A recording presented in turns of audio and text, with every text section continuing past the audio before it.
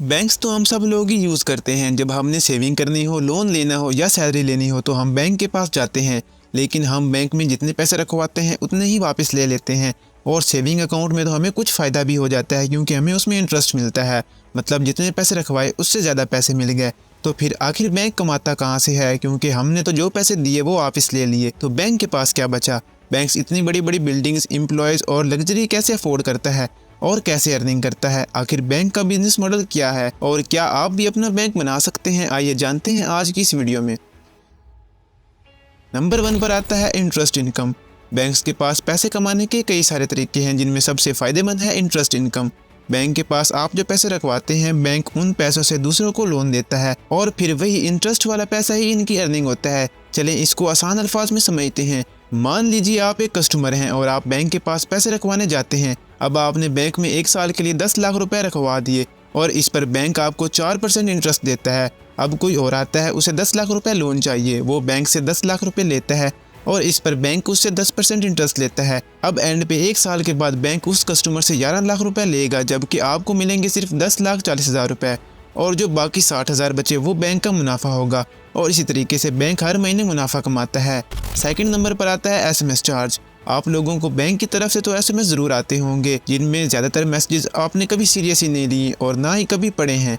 लेकिन क्या आपको पता है कि वो मैसेज जो आपने कभी देखे भी नहीं, बैंक उसके लिए भी आपसे पैसे चार्ज करता है।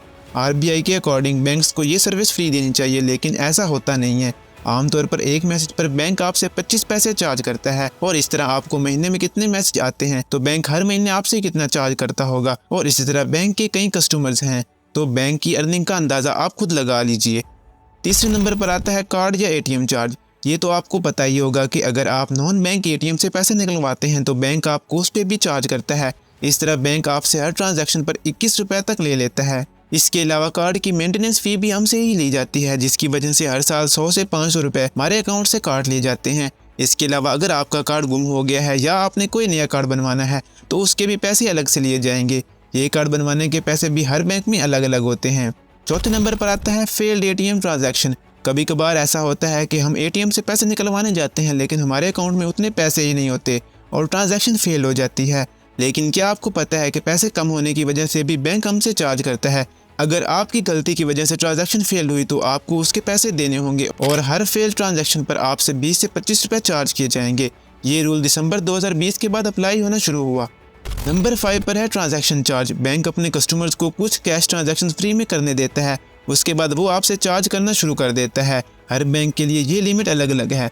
ज़्यादातर बैंक्स में आप एक मंथ में सिर्फ 5 ट्रांजैक्शन फ्री में कर सकते हैं, उसके बाद बैंक आपसे चार्ज करना शुरू कर देगा।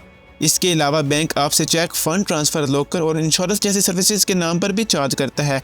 तो आपके ज़हन में एक सवाल आ रहा होगा कि हम बैंक में पैसे रखवाएं और बैंक उसे आगे लोन दे दे, तो अगर हमें वो पैसे टाइम से पहले वापस चाहिए हो तो बैंक फिर क्या करेगा? तो बैंक के पास सिर्फ आप नहीं, आप जैसे कई कस्टमर्स हैं और वैसे भी RBI के गाइडलाइंस के अकॉर्डिंग बैंक को कुछ पैसे रिजर्व में रखने होते हैं और ये RBI हर साल डिसाइड करता है। इस साल के अकॉर्डिंग बैंक के पास टोटल पैसों का 4.5% रिजर्व होना ज़रूरी है और इसके बाद बचने वाला पैसा बैंक इंडिपेंडेंटली यूज़ कर सकता है और अपना मुनाफा कमा सकता है। अब आते हैं अपने आखिरी सवाल की तरफ कि क्या आप अपना बैंक बना सकते हैं? तो जी हाँ, आप बना सकते हैं, लेकिन इसके लिए आपके पास कम से कम 500 करोड़ रुपए होने चाहिए, जो कि कोई भी प्राइवेट बैंक खोलने के लिए ज़रूरी है। इसके बाद आपको RBI से परमिशन लेनी पड़ती है, जो कि इंडिया में बैंक्स का बॉस है, तो बॉस से तो पूछना लाजमी पड़ेगा और इसके बाद आप अपना बैंक खोल सकते हैं। तो इस वीडियो से आपको बैंक का बिजनेस मॉडल तो समझ आ गया होगा। उम्मीद है आपको वीडियो पसंद आई होगी। तो मिलते हैं नेक्स्ट वीडियो में।